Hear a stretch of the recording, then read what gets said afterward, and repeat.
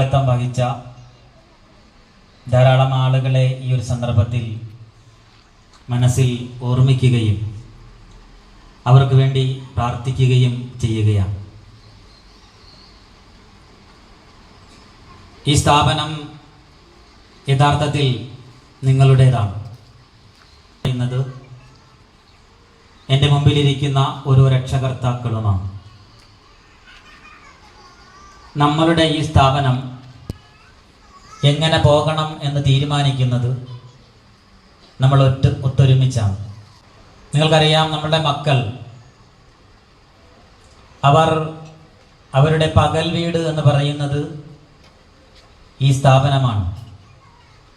ഉമ്മമാർക്കറിയാം, അമ്മമാർക്കറിയാം അവരോടൊപ്പം മക്കൾ എത്ര സമയമാണ് ലൈവായി ഉള്ളത് എന്ന്. 7 മണിക്കോ ഉണർന്ന് 1 മണിക്കൂർ കൊണ്ട് ധൃതിപ്പെട്ട് സ്കൂൾ ബസ്സിൽ കയറി വൈകുന്നേരം 5 മണിക്ക് തൻ്റെ അരികിലേക്ക് വന്ന് ഒരു 1-2 മണിക്കൂർ പഠിച്ച് കളിച്ച് കഴിയുമ്പോൾ വീണ്ടും ഉറക്കത്തിലേക്ക് പോകുന്ന തൻ്റെ കുട്ടി എത്ര സമയമാണ് ഒരു അമ്മയോടൊപ്പം അല്ലെങ്കിൽ അച്ഛനോടൊപ്പം ലൈവായി നിൽക്കുന്നത് എന്ന് നമ്മൾ മണിക്കൂറൊന്ന് കണക്ക് കൂട്ടിയാൽ ഏകദേശം 4-ലും 3-ലും മണിക്കൂറിൽ അത് നമുക്ക് നിജപ്പെടുത്തേണ്ടി വരും.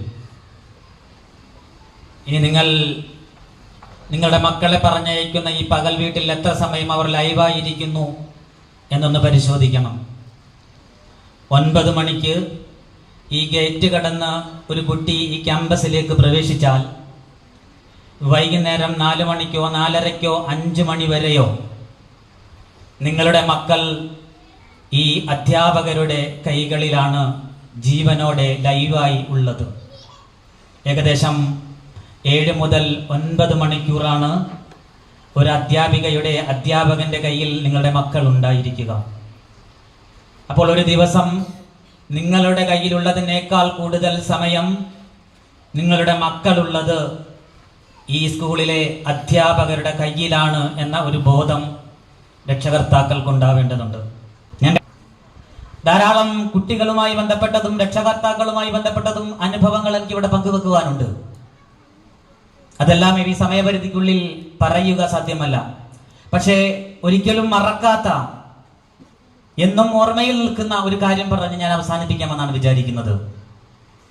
2 ആൺകുട്ടികളെ ഇവിടെ പഠിപ്പിച്ച ഒരു രക്ഷകർത്താവ് നമുക്കുണ്ടായിരുന്നു. മൂത്ത മകൻ 10ാം ക്ലാസ്സിലും രണ്ടാമത്തെ മകൻ 7ാം ക്ലാസ്സിലുമായിരുന്നു പഠിച്ചത്. 10ാം ക്ലാസ് കഴിഞ്ഞ് തൻ്റെ ആദ്യത്തെ മൂത്ത മകൻ പടിയിറങ്ങുമ്പോൾ നല്ല ഫുൾ A+ വാങ്ങി ഇവിടെ നിന്ന് പടിയിറങ്ങി. രക്ഷകർത്താവിന് അല്പം സാമ്പത്തിക പ്രയാസം നേരിട്ടപ്പോൾ സർക്കാർ സ്കൂളിൽ ചേർക്കുവാൻ തീരുമാനിച്ചു തൻ്റെ 2ാമത്തെ മകനെ. 7ാം ക്ലാസ്സിൽ നിന്ന് TC വാങ്ങി അദ്ദേഹം കായംകുളത്തെ തന്നെ ഒരു സർക്കാർ സ്ഥാപനത്തിൽ ചേർത്തു. 7ഉം 8ഉം 9ഉം 10ഉം കഴിഞ്ഞ് ആ കുട്ടി സ്കൂൾ പഠനം പൂർത്തിയാക്കി പുറത്തിറങ്ങി. 10ാം ക്ലാസ് കഴിഞ്ഞ് 3ാമത്തെ മാസത്തിൽ അദ്ദേഹം എന്നെ ഫോൺ ചെയ്തു, ജിബി സാഹിബ്, അത്യാവശ്യമായി എൻ്റെ വീട് വരെ ഒന്ന് വരണം. അങ്ങനെ ഒരു ദിവസം രാത്രി ഞാൻ അദ്ദേഹത്തിൻ്റെ വീട്ടിൽ ചെന്നു. വീട്ടിൽ ചെന്നപ്പോൾ റൂമിനകത്തേക്ക് കയറിയിട്ട് കതകടച്ചിട്ട് എന്നെ വാരിപ്പുണർന്നിട്ട് കരയുകയാണ്. അദ്ദേഹത്തിൻ്റെ 10ാം ക്ലാസ് കഴിഞ്ഞ മകൻ ഇന്ന് ഞാൻ ചെല്ലുന്ന സന്ദർഭത്തിൽ റിമാൻഡിലാണ്. കായംകുളത്തെ മയക്കുമരുന്ന് സംഘത്തിൻ്റെ ഒരു റാക്കറ്റിൽപ്പെട്ട് അതിൻ്റെ ഒരു ചെയിനായി, കണ്ണിയായി ആ പയ്യൻ മാറിയിരിക്കുന്നു. ആ സമയം വരെ അദ്ദേഹം 3 ലക്ഷത്തിൽ പരം രൂപ പോലീസിനും അഡ്വക്കേറ്റിനും അതുപോലെ തന്നെ ആ കുട്ടിയെ പുറത്തിറങ്ങുന്നതിന് വേണ്ടി ചെലവഴിച്ചു കഴിഞ്ഞിരിക്കുന്നു. എന്നിട്ട് അദ്ദേഹം എന്നോട് പറഞ്ഞ ഒരു വർത്തമാനമുണ്ട്. എന്നെ വിളിച്ചത് നമ്മളുമായി ബന്ധപ്പെട്ട ഏതെങ്കിലും ഡി അഡിക്ഷൻ സെന്ററിലേക്ക് കുട്ടിയെ ഇവനെ മാറ്റാൻ സാധിക്കുമോ എന്ന് ആരായാനായിരുന്നു. പോകാൻ നേരം അദ്ദേഹം പറഞ്ഞ ഒരു വാക്കുണ്ട്. അദ്ദേഹം പറഞ്ഞത്, എനിക്കൊരു ബുദ്ധിമോശം പറ്റി. മൂത്ത മകൻ നല്ല സേഫായിട്ടാണ് നിങ്ങളുടെ സ്ഥാപനത്തിൽ പഠിച്ചത്. പക്ഷെ 2ാമത്തെ മോന് ഞാൻ അല്പം സാമ്പത്തിക ലാഭം പ്രതീക്ഷിച്ചു പോയി. ഒറ്റപ്പെട്ട കേസല്ല, ഒരെണ്ണം മാത്രമാണ് പറഞ്ഞത്. ഇവിടെ നേരത്തെ സിയാസാർ സൂചിപ്പിച്ചു, കായംകുളം പോലീസ് സ്റ്റേഷനിൽ കേസില്ലാത്ത, ഒരു വിധത്തിലുമുള്ള കേസില്ലാത്ത ഏക സ്കൂൾ നമ്മുടെ സ്കൂളാണ് എന്ന അഭിമാനത്തോടെ നമുക്ക് പറയാൻ സാധിക്കും. അതായത് മദ്യവർജന സമിതിയുടെ നമ്മുടെ കായംകുളത്തെ പ്രസിഡന്റ് ദിലീപ് സാർ നേരത്തെ നിങ്ങളോട് സൂചിപ്പിച്ചിട്ടുണ്ട്.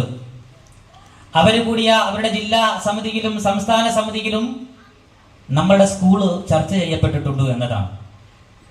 അപ്പോൾ നമ്മൾ പ്രത്യേകമായി മനസ്സിലാക്കേണ്ടത്, ഞാൻ പറഞ്ഞിടത്തേക്ക് തന്നെ തിരിച്ചു വരികയാണ്, ഈ ഒരു പരുവത്തിലേക്ക്, അവസ്ഥയിലേക്ക് നമ്മുടെ മക്കളെ വാർത്തെടുക്കുന്നതിൽ ഇവിടുത്തെ അധ്യാപകർ വഹിക്കുന്ന പങ്ക് വളരെ വലുതാണ്.